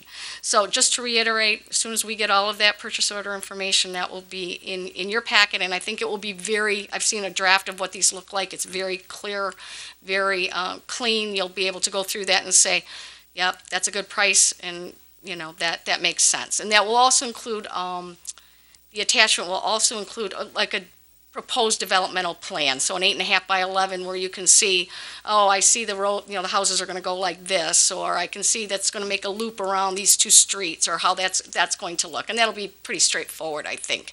Now, having said that doesn't mean that's the exact plan that's going to happen. Once we sell a piece of property, the developer will, as Randy said earlier, they have to go get the zonings changed, which I don't want to steal Bill's fun. I'll let him talk about that process, but they need to work through that process. Once we sell the property, we know generally what they want to do, and that's not going to change significantly because that's the price they're bidding. So they know these people do this for a living. They know what size house they can put on those pieces of property. They know how many houses they can get in a parcel that size. So we'll have a general idea of what that's going to look like. And again, what we've seen are from both developers, or all the developers that came in for interviews, were single-family homes that I think will meet the needs of what we've been talking about for all this period of time. So again, if the Board of Education chooses to go forward, we will get that on the agenda for Monday night. If the Board of Education then approves it, Then there's a whole nother process between then and when we actually close on the property. And I'm going to step back and let Mr. Bowman talk about what happens between your approval of the sale of property and then what happens before we actually get to closing. So with that, I'll All right. turn it over. Thank you. But basically what happens after we get a signed agreement by both the district and with the developer, they will then, they have 3 days to deliver their earnest money deposit, which is $25,000. From that date forward, they've got 90 days to do their physical due diligence, which would include anything from, engineering meetings, and then meet with the city, investigate the utilities at the site. They'll do a phase 1 environmental. They'll do soil tests, all those kind of things. And what they have to do within that 90 days, if they have to notify us, and also they'll review title work and those type of things. And at the end of that 90 days, they'll then, they have another 90 days to continue with their approval process, to get their approvals from the city. But what happens is they basically have waived all of their contingencies for any of the physical due diligence. So the only reason they could get their $25,000 back at that point is that they would be if they don't get their approvals from the city. So then the next 90 days, and my guess is they'll be doing a lot of this concurrently with, they'll be submitting for their city approvals during their initial 90 days as well. So a lot of that's going to be going, because they want to get this done as fast as possible. So then, once we get through that, they get their approvals. Actually, both of the developers that have indicated that they will close upon site plan approval, not upon waiting for every last permit. So that's positive. So I think we should be very safe within our timeframes for within this fiscal year to have a closing on the properties. So that's kind of the process that you'll see happen. And Bill, we talked about having a community meeting at some point in time during that process. Yes. And we felt the last time we talked about this, we felt it made more sense to wait until we at least had an idea of what someone wanted to develop there. Right. Before we got the neighborhood over, so we could actually say, well, yeah, this is what it's going to look like, and this is what we're thinking about. And so Right. that is part and parcel of that parcel or that timeline of that due diligence before a closing would occur. Right, because every developer had a little bit different idea of what they want to do, so it makes sense to actually have if we're satisfied with what they're going to do, would be to have the developer be a part of that meeting with the neighborhoods. Which is very typical, and they do all the time, so. Okay. Of course, they've got to make presentations, as you mentioned, to city council to make sure Right. that they get the Right, that's the other residential zoning piece of that. So Sure. not only are we going to have this community meeting that will provide an opportunity for the neighbors to do that, but then city council has their meetings as it relates to any Right. kind of plan that would be put forward. Right, and they've already, in fact, in our interviews, we talked to the developers about it, they've all had conversations Sure. with the city as We would, well. and we would expect that they would Right, Right. right, in so their it's, due diligence. As Yeah. we had conversations. Otherwise, right, Bill and we had How could they conversations. put a bid together if they Right. didn't think they had a sensible plan? Exactly. All right, very good. Any questions? Mrs. McDonald? I do. Thank you, Mr. Johnson. Bill and Lisa, the original proposal date was June 3rd. Yeah. And there's no addenda that was posted on the website for the school district, so what happened? How could we take, That we extended the bid. Uh-huh. Yeah, it's a little bit, this is been a learning process for me too. So working with Dana Abrams at Clark Hill, it's a little bit different process to do bids for the sale of property than our typical purchasing supplies and materials or engaging in construction, or even for services, it's a little bit different than what we're doing. It's kind of a reverse bid process, really. I mean, first of all, you don't have to do it the way we're doing. You could just go out and sell property. I mean, the bids is really for our process. What this Board of Education likes to do to see, as we had on some of our other properties, what really is the best price we can get. When we got those bids, there were a couple that were late, and we felt that bill, knowing who those particular developers were, that they were probably good bids, and so we extended the timeline and told all the people that, Bill told all the people that had originally been offered to bid that we had extended the timeline. So we did make that information available to everyone who had originally received our bid offers. So we extended the time, which we checked with our attorney was perfectly legal and perfectly fine for us to do, and then opened any additional bids at that time. So we And open. then after that, though, there's a whole process that you went through, yeah. interviews, et cetera. Yes, So it wasn't exactly. just opening the bids and No, saying, no, here's, we have the but bid. I'm sorry, but yes, to answer the specific question as to how we could extend the bid, we could legally. And then, of course, we did our normal bid process, which is, evaluate the bids. Part of Bill's responsibility is to look at those developers, see what makes sense, and then we invited frankly, the highest priced bids in for interviews for each of those So- properties. So we opened the bids on the 3rd, and then we got more bids afterwards? Yes, Was it a public opening? yes. There were public openings. Upstairs in A, I think, I don't know. Well, there was no, I mean, it was, There was nobody there. I know, nobody I there. understand that, but, I mean, when you, It is a different process. I understand your discomfort as it relates to how we would do something to buy something for supplies and materials, but we're not buying, we're actually selling, and it's a different process. And believe me, we okay. definitely And checked. Dana Abrams said it was fine. Yes. That wasn't a problem? Oh, no, absolutely We're not going to have any problems with the vendors that showed up for the No. 3rd, and, No, absolutely not. They all had the opportunity. They could rebid as well. they were notified of that? Yes, Yes. absolutely, Okay. absolutely. Everyone was notified. yeah, and we actually ended up getting a couple of other people that didn't bid The first time. first so, time, but Yeah. So So I- any vendor could have rebid, and we let them know that. So again, this isn't typically the way we would normally do bids, and it's been a learning process for us. But every step along the way, not only has been approved by our attorney, number one, but number two has been to the benefit of our school district. Correct. One other question. One more. And how are we going to handle our promise to the folks in the Washington community to have that meeting? How are we We going just to? covered We that. just covered. No, I know, I understand that, but how are we going to do that?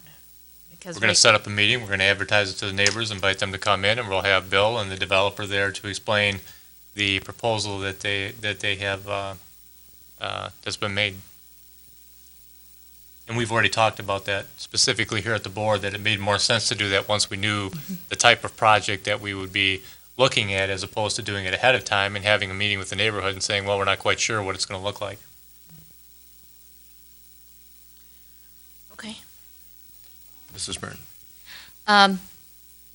Back a moment to accepting other bids. I assume that this is similar to residential real estate that's up for sale right now, when we have folks that are outbidding one another for property and going over asking price and so forth. I assume that this Right. is going along the same kind of a process.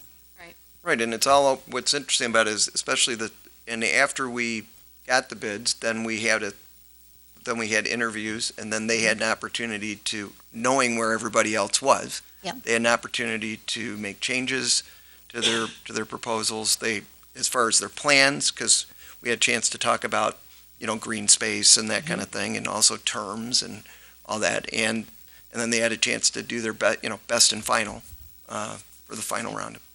And everyone has the same opportunities. Yes. Everybody had the same opportunities, right? And like we said, it benefits the school district It- certainly. Absolutely. Yep. Yes, exactly. Yeah, just Go right ahead. one comment, that we are in a reverse position. Yeah. We're not looking for the low bid to purchase an item. We're looking for the highest bid to sell property. Right, right. Yep. So it's a different ballgame. And under completely different state of Michigan laws. Yes. So, Right, and- we're not following those parts of section 1217 of the law that tells us how to do construction, verbatim, and what the bid limit is and all of those kinds of things. So it's a different mindset for us, to be on, as Mr. Johnson said, kind of on the other side and looking to actually sell something, so. President Burton, did you have? I do have a couple more. So we're looking basically at 4 bids right now. or you folks are looking at 4 beds, we will be given one that we're going to be recommended with the information on the other 3. Right. Are they all for residential? And I think I heard you say that, but I want to make sure. Yes. They're all for residential Yes. building. Yes, but Yes. one of the things you'll see in the opinion letter is we can't dictate what someone does with that property. We have asked them what we'd like them to do. We know that's what they want to do. I mean, and they are very, very excited to come in and sell homes in Livonia. So, I'm very comfortable that that's what's going to happen. But when you sell a piece of property, our ability to dictate what happens to that after that is done. But Okay. But understand what happens. And so Yeah. if we've been talking about single-family residential homes for the last year and a half, and all of a sudden, out of the blue, they make a change that they want to do, they want to put a commercial building there, they've got to get that through zoning. Right. And I wouldn't want to be that developer standing in front of that city council with the neighborhood sitting there Or a board. and the school board saying. Or board members. Yeah, Yeah. and a board member standing there saying, you lied to us, yeah, we got the money, you got the check, it's your property, but they still have to get that zoning passed. And so they would be in a world of hurt to take that kind of proposal Well, in front of them. and while it's under the purchase agreement, it says in there that they're going to develop it in accordance to, they do attach the plans. Right. The plans are attached. If there's a change, they have to get your approval during the purchase agreement. Once you've sold it, it's a little, A little different. it's a little bit hard. I mean, it would be a very protracted process to try and do anything about it, and from a practical standpoint, probably Correct. can't. But by that time, again, the city's probably the most important factor in this. And my other question is, what if they don't get the approvals from the city? Who's bound by what and who's released from what? Well, at that point, they've got the full, at any time during the 180 days, they can give you notice and just say they're not satisfied with, or they weren't able to get their approvals. Okay. So we get the property back. You would get, you would have the property back at that point. My guess is, in this case, we've, had numerous discussions with the city and developers have had, I think everybody has a good idea of what can be done there and what everybody wants to get done there. I think it's mutual between the city and the developers and the school district.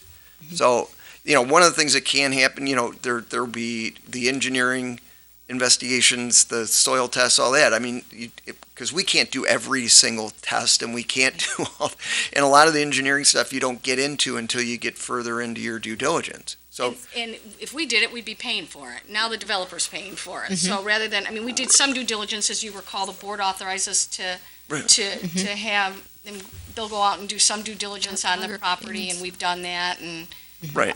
but we don't do every soil boring, Right, if something does, and it happens occasionally, they'll do soil borings, they'll find a high water table, and that changes how they have to do things. So there might, in the way I always look at it, if it's something physical that's going to impact, if we got the property back, and we put it back on the property, giving somebody that knowledge, if it financially impacts the property for anybody, then you have to give some serious consideration to, a reduction or something based on an actual, quantifiable thing. So those are some of the things that can happen during the process. And it sounds like there are definitely steps that have to be gone through with the city and due diligence, and we're a long way from having this be done. However, if I'm reading between the lines from what you're saying, the city is not putting a brick wall up in front of folks at this point. And from what I know of the city of Livonia, we know we have an overabundance of commercial space and a lack of homes for sale. So I Right. don't have any reason to believe, from what I know, that the city would turn this down in terms of turning down the zoning request. Right. They may have conditions on it, of course. Because it is a rezoning request, because it currently is zoned for public purpose. Washington. Right, Washington is. Nathan, I think, is. No, Nathan Mills is actually zoned. For- So it actually, by right, they have the right to develop single-family homes on that And side. that's also Westland, so. Okay. Alrighty. That's all my questions. Thank you, Mr. Johnson. Mr. Summers, I think, No, it was covered. Thanks, Gary. Mrs. Bonnefield. And I'm not sure I'm gonna ask this right, you guys will probably get where I'm going with this, is, the deal's not done until we sign the paper, correct? So at any point, we may lose our $25,000 deposit if we decide not to sell, but at what point are we 100% committed to selling? Once we sign the purchase agreement, as long as they meet all the requirements in the Okay. purchase agreement, we're required to sell.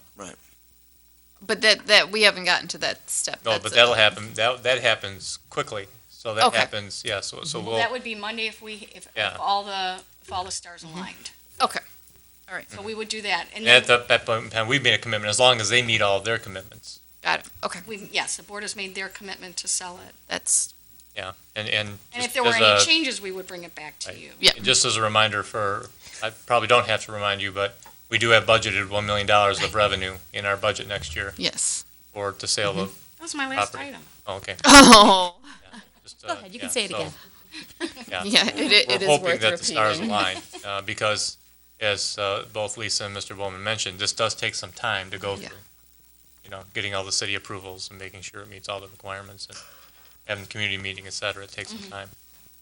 We said, we've got a 180-day process just to begin with. Hopefully, it won't take that long, but by the legal documents, it could. Any other questions?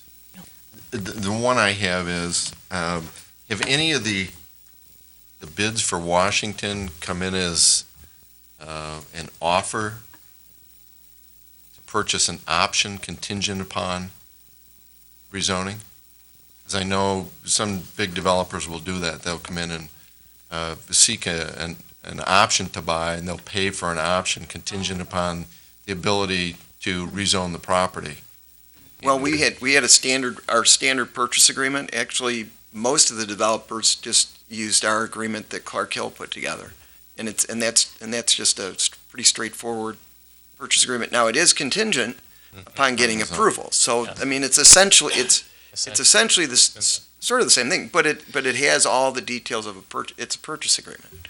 So as long as they get their approvals, then So that option is built right into the it is, the yes. agreement. Okay. All right, thank you. Mrs. McDonald? Thank you, Mr. Johnson. So on Wednesday in our packet, we will get what? Just the two You get properties? We'll get everything. Yes. You'll get everything in the opinion letter from the attorney. Okay, thank you. And that will be on Thursday, not Wednesday? Well, I mean, it's Wednesday. As soon as we put get the it. Packet together, yeah. Okay. Usually, I think they're delivered on Thursdays. Yeah. I thought I heard Wednesday. I wanted to make sure well, folks knew, yeah, not Yeah. to expect it on Wednesday if it wasn't. If it gonna would be Wednesday. helpful, if we have it by Wednesday, we could have Lisa email it to you. Just give you an extra day. That would be helpful. Any other questions? Seeing none, thank you, Bill, for being Thank you. here tonight. Thank you. Answering the question. Thank you, Lisa. Thank you. Thank you very much. So we would want to put on the agenda an Regular- approval resolution and It'd be on the regular. regular. Yep, regular agenda. Thank you very much. And I'm done. Oh, not so fast. No, you're not. One more. Oh, have not one so more. You have fast. one more. Go look at the agenda. Oh, paving, I forgot my. Paving. I'll talk real slow so you can get back over to. It'll be 5D, review of bid results for pavement replacing sinking fund. Thank you very much. You heard us talk during our discussion about the owner's representative for our sinking fund paving projects. And as you know, every summer we bring to you several paving projects. So this summer we are looking at 3 sites, Cleveland, Coolidge, and Frost. And those schools ring a bell, not just because you know those schools, but because those were bond projects last summer. So what you'll see coming forward over the next several years is these paving fix-up projects following construction. We obviously don't want to do them while we've got big trucks and all this pods and all that stuff out there. So whatever we want to do that isn't actually part of the bond work, like the entrance ways or those kinds of things, we'll probably do the summer after that. So those are the projects that we're doing this summer. You did see we went out for bid and had 3 vendors respond. And as this particular board packet has gone, nothing was very simple, but we had 3 bids. The lowest bid was about $175 less than what we're actually recommending. There are two reasons. One, as I mentioned in our memo to you, that we've had some experiences with the low bidder that were not favorable, as well as NTH, who helped us with this bid, also had the same response to that particular vendor. They also would not have recommended that vendor based on prior experiences. Separate from that, the vendor that we are recommending, Best Asphalt, also had a slightly tighter timetable put together for this project that we think will meet our needs better. It was 10 days instead of 14 days for each of the projects, so not that timing can be a problem, just to get things done for school. We don't anticipate being a problem, but it does meet our timing differences a little bit better. So again, we would meet what we will call the lowest responsible bidder, which is Best Asphalt, for $228,500 for those three projects. And I'd be happy to answer any questions. Thank you, Ms. Abbey. Any questions or comments? Seeing none, these are all going to be done this year before? This summer, yep. We're ready to go. All right, so this will be on regular agenda Monday? And that is sinking fund. Now you're excused. Thank you very much. And President Burton, that concludes building and site. Thank you. The next item is item 6, policy. Mrs. Bonnefield. Yes, ma'am.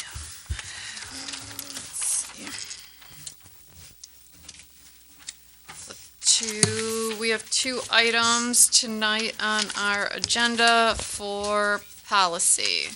The first one is policy KN, the general public relations public complaints. We have just a small adjustment on this, and Dr. Leopold, do you want to? Yes, this actually came about as we were reviewing our policies for different things happening in the school district, and we came across this particular policy. And while I understood what the purpose of the policy was, it didn't read very well. And so when you read that second sentence where it used to say subject to, or it currently says, subject to board policy and administrative regulations, the board acts as a final source of appeal concerning complaints. The intent of that, of course, is that if there's anywhere in the policy or administrative regs where it says the board is the final source for a particular issue, then that is the case. And so a simple example would be our board policy as it relates to discipline, that any policy or any disciplinary case over 10 days of a suspension or expulsion over 10 days, that the board policy clearly says the board is the final decision maker in that particular process. And so this is sort of like a negative, says subject to, as opposed to what I think would be clearer language to meet the intent of the policy and our current practice and other areas, by the way, of your board policy. Restating that sentence, and so I'll just read the whole policy. It says the Board of Education believes that complaints, including those concerning instructional matters and employees, are best handled and resolved as close to their origin as possible, i.e. you start with the teacher, then you go to the principal, et cetera. And of course, that is supported in our board operating procedures and other areas of our policy. The cleanup is really in the second sentence, where we're suggesting it says the board acts as a final source, as a source of final appeal concerning complaints where specifically required by law or outlined in board policy. That just, in my mind, makes it a lot clearer and couldn't be misconstrued by a community member coming forward and saying, well, no, wait a second, I got this issue about Johnny's homework last night, and the board policy says that you're the final source of all complaints. And so that's why we're suggesting that change in the policy. Does anybody have any questions or comments? That makes sense to everybody. We'll go ahead and put that on the regular agenda for the first reading next Monday.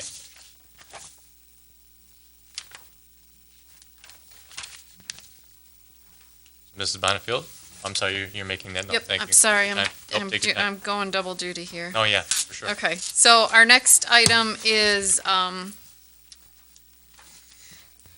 policy KA, and you did receive a copy in your packet. There were some tweaks that Mrs. Burton graciously provided with us this afternoon, as well as a copy in front of you. So you should have all received the extra copy. And Dr. Leopold, would you like to address this? Yeah, from a big picture standpoint, before you guys look at the wording of this, the big picture standpoint of this particular policy was to make clear that when the Board of Education is providing opportunities to meet with community members, that it isn't always considered a public meeting under the Open Meetings Act. And so there are a variety of circumstances over time where we've done that. We've done community forums to meet with legislators. We've done community forums on budget conversations. We've done, we used to do, if you go way back 7 or 8 years ago, the board used to do what they called community conversations. And they allowed 1 or 2 board members to be available to community members who could come in and talk to them just about anything going on in the school district. And sometimes we did community conversations in an open, with an open kind of conversation. Other times we've done community forum, or we did those community conversations with specific topics. Tonight we're going to talk about X, and there's going to be board member Y that's going to be here and provide the opportunity for people to come and just talk. And so we've done that really, as the first sentence of this reads, with the intent to have strong channels of conversation within the community and staff. And so there are times where you'll do it with an open mic. Of course, every Monday night when you have a regular board meeting, that's an open mic and anybody can come.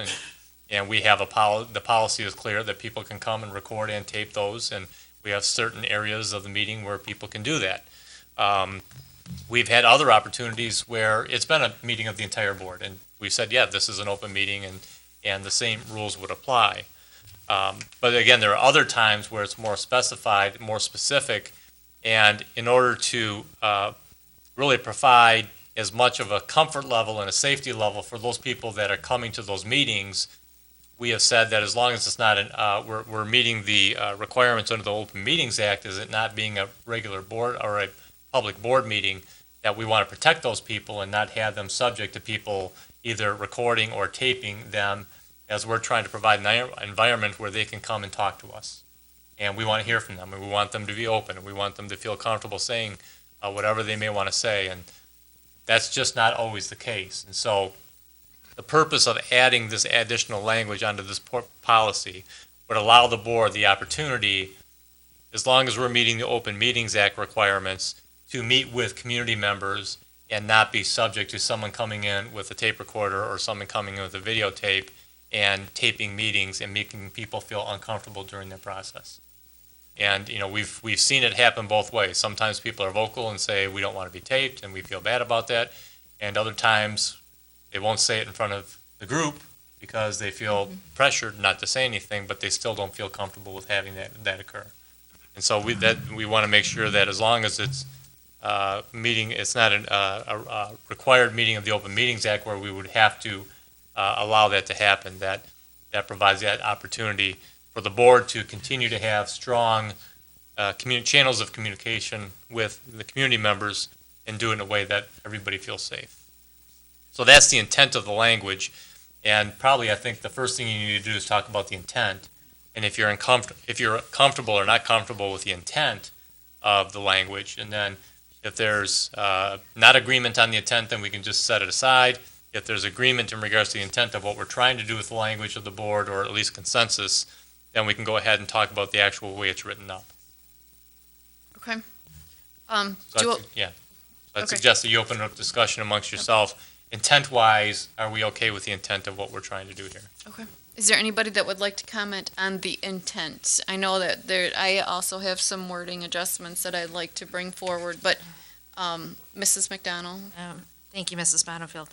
I'm assuming, Dr. Leopold, you contacted the attorneys on the wording on the last paragraph? Yes. Okay. And normally, don't we bring these to subcommittee meetings and have discussion there and kind of hash things out before we bring it to committee of the whole normally? We've done it both ways.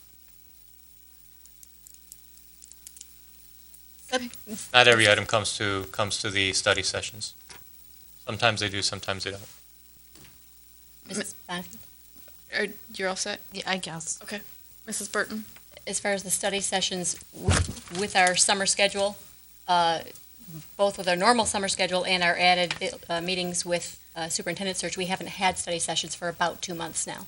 Correct. No, I know. We haven't had any and usually at a study session, typically it's a first glance at this is what's coming, and then committee of the whole is doing what we're doing tonight, which is really nailing it down. Okay. Anybody else on the intent of the language? So are we okay to move forward with the wording? Any wording adjustments? I'm okay with intent. I'm okay with the 10. We're good? Okay, we have a consensus on on intent. Sorry about that. The intent. Yes. And I know that study sessions was mentioned. I think that this is incredibly urgent for us right now, considering the fact that we are in the middle of a superintendent search right now, which is of utmost importance to us. And personally, I want to get the appropriate feedback from both staff and community members. So I think this is a timely issue that we need to cover in order to make sure that all of our stakeholders feel comfortable in giving their absolute honest opinion. And I think that we have some valid feedback from our community, and the ability for them to speak freely is extremely important. So let's move on. Does anybody have any adjustments on wording that they would like to approach? Mrs. Jarvis. Thank you. On the very last sentence, as I was reading it, where it says board members will only observe the discussion, that didn't read very clearly to me, and I would like to add a phrase in there. Board members will only observe the discussion without participating or perhaps without contributing, comma, to respect the letter and spirit of the Open Meetings Act. Mm-hmm. Okay. Can we say without participation? Certainly. Yeah, that's actually a nice clarification there. Okay. Yeah, okay. Having Mrs. Burton be our secretary. Go ahead. Take it. Anybody else on any wording changes? Mrs. McDonald? No, Mr. but I do Center? have some questions when we're finished with this. so. Okay, that would be great if you would allow us to make the wording changes, and then we'll go back again. Mr. Johnson? Yeah, after the last blue sentences. Yep. Where it says in such meetings, Correct. the board wishes to create a safe environment for community members and staff to facilitate conversation. Thus, they may decide. I think it would be better if you put the board Yeah. Right. may decide. Where's that at? Uh, Okay. Here. The Board of Education there? The Board of Education may decide instead of they. Okay. Good catch. Other than that, I think the language is pretty clear. Was everybody okay with Colleen's suggested changes Yes. from the initial Yeah. proposal that you received last week? You're clarifying. Mr. Johnson, are you? That was it. That's all I Mrs. had. Lord, Thank did you have any wording changes? I had a couple. Mrs. Burton, are you okay? No, I'm good so far, and I like Sorry. the suggestions that have been made. So I'm going to suggest that in the first sentence, it is the desire of the Board of Education that two-way channels. I think that was that got changed after the. Where are you? On the very Very first first sentence. line, it Yeah. says, I think in the original It was left content, wrong, and I yeah. think it just kind of got changed. I would like to change in the second line. Let me stop there Oh. to make sure I've got it. Yeah. You want it to read to have strong two-way channels?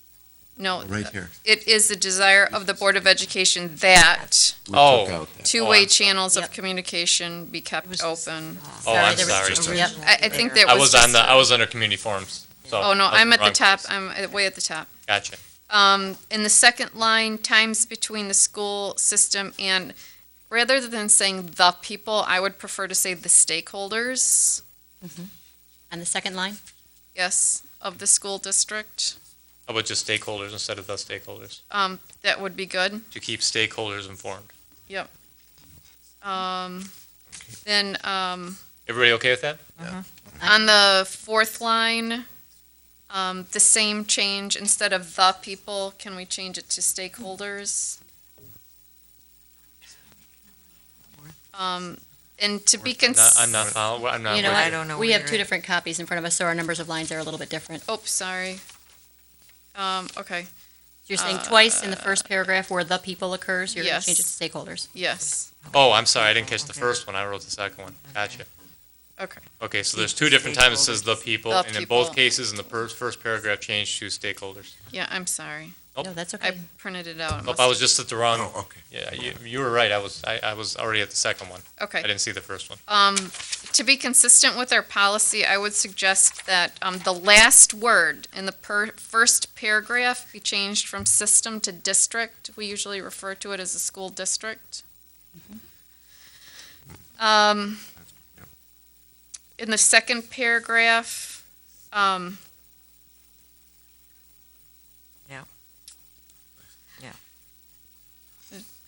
positive construction public areas around sorry. Every employee of the Board of Education, we only have one employee as the Board of Education. It's the superintendent. So it should read employee of the Livonia Public Schools School District. Is it okay if I just say the school district? Because we've said the school district Yep. in other places. Yep. Yep, And if you look at, if I can go back to the second line up there, it says school system, we want to correct that to Right. district too. yep. And there's one more at the last system to district on Gotcha. that last. Gotcha. Okay, so those were the only. Got 'em. I believe the only changes that I had. And again, we'll have a chance to reread it again. It's the first reading next Monday, Right. so you might catch something else when you Okay. read through it next Right. Monday too, so. Okay. Okay, so is everybody so we're gonna go to the third round of this. Everybody's got their, input on the wording, correct? Okay, now, I know then, Mrs. McDonald, you ask, for an opportunity to ask a question, so I'm gonna call on you first. Okay, that's fine, thank you. Well, if the majority of the board decides that we wouldn't want someone to come in and videotape or have a tape recorder, what is the process that's going to be in place to orchestrate that? And I guess that's the question. What are you going to do? I mean, how are we Well, going we'll to? clearly have a board policy that will support the position of the board at that point in time, which we haven't had in the past. We've had a clear board policy as it relates to school board meetings, and we've been able to enforce that, and that's worked out pretty well for us. Yeah, but it had to be clarified before that was taken care of, and hopefully with this board policy, if someone comes in and wants to do that, then we'll have a board policy to be able to say, you know, this is our board policy, and it's very clear in this case that we're not going to allow video or audio recording. Yeah, but isn't a public meeting, regardless if it's a formal board meeting, isn't a public meeting? And anybody, Not a public meeting of the Board of Education, which is where the laws come in as it relates to Open meetings. taping. it's still just all public money. I mean, the school district is, Well, I had a meeting Funded. today in my office, and it was not a public meeting. It was with public money, but it wasn't a public meeting, and we didn't allow people to come in and tape. alrighty, okay. So we have a lot of meetings in the school district, obviously, and some are actual open public meetings that we have to follow certain requirements under, and other are meetings of the school district that those particular rules do not apply. It could be a meeting of parents at Churchill High School tonight. Could be considered a public meeting. Everybody was invited to come. Come on over, we're going to meet about X, Y, or Z. Okay.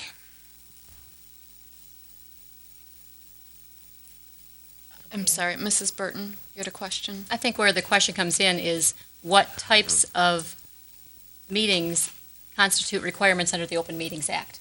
Because this board and this Correct. district are very, very careful about abiding with both the spirit and the letter of the Open Meetings Act.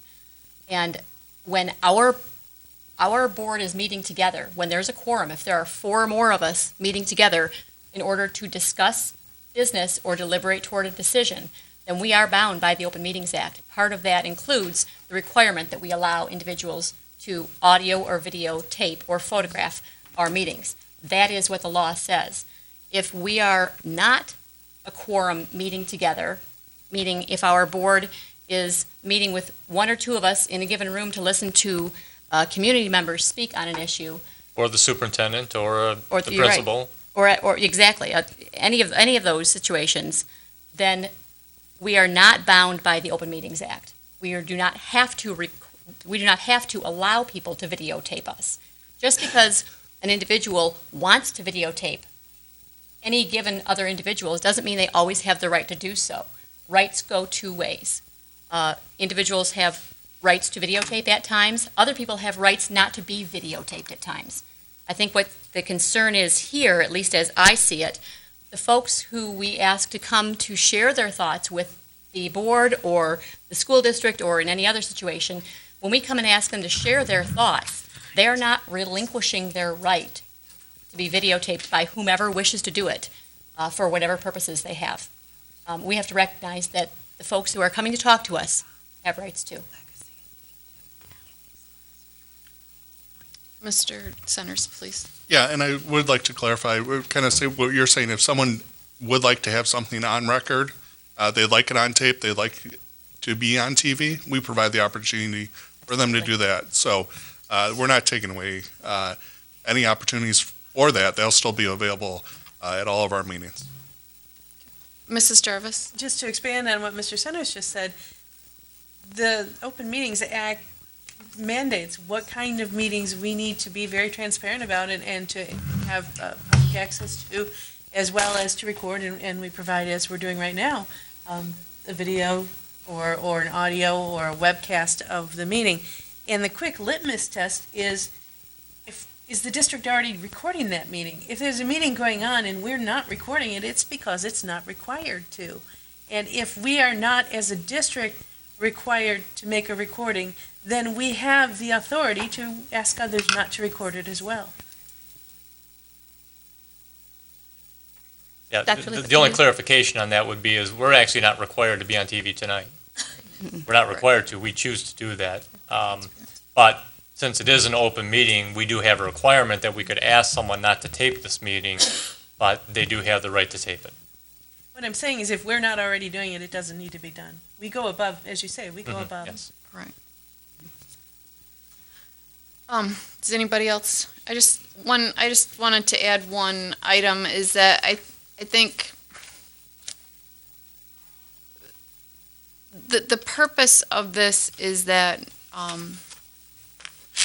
we really want people to be honest, and we don't want them to be intimidated by being in front of a camera. If they want their comments to be publicly heard, they are more than welcome to come to our board meetings. All of our voting meetings and our committee of the whole meetings are publicized. If that's what they want or need, is to be publicly heard, they have that form and format. But I have experienced personally situations where we have been trying to get completely honest feedback from our community, and to put that roadblock in front of those members, I think, is a detriment to our community, to our stakeholders, and to our district. And in the current circumstance that we are in, where we are looking for a new superintendent, we most certainly are not going to find a carbon copy of Dr. Leopold. And in that, in realizing that we're not going to find another Dr. Leopold, we need a clear-cut direction from our community on what they are looking for in a new leader for our district. And if we are unable to get the honest feedback that we need, I think that really kind of puts a blow to what we're trying to do. So we're encouraging our community members to come forward. We're asking them to come to us. We're inviting people. We're opening our doors to these community members, and to put them in a situation where they're going to feel uncomfortable or intimidated with giving their honest feedback completely takes away from the effort that we're trying to, and opportunity that we're trying to provide for them. So I am completely in favor of this policy, and I would ask that this goes on for a first reading with the opportunity, like we said, it's the first reading, it's policy. We have the ability to make changes before it's passed, and as a policy, it is, if it doesn't work, we can always change it. It is not written in stone. It's not written in stone for 5 years. We use the policy. If it doesn't work, we can go back and revisit that policy at any time.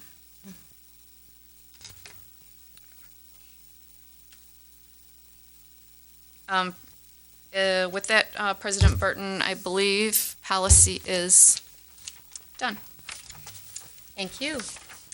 And that was the last item on our agenda. We will be meeting again next Monday for a regular meeting, or what some folks call a voting meeting. We have a lot of business we are continuing to get accomplished, and we invite you to rejoin us at that time. Thank you very much. We are adjourned.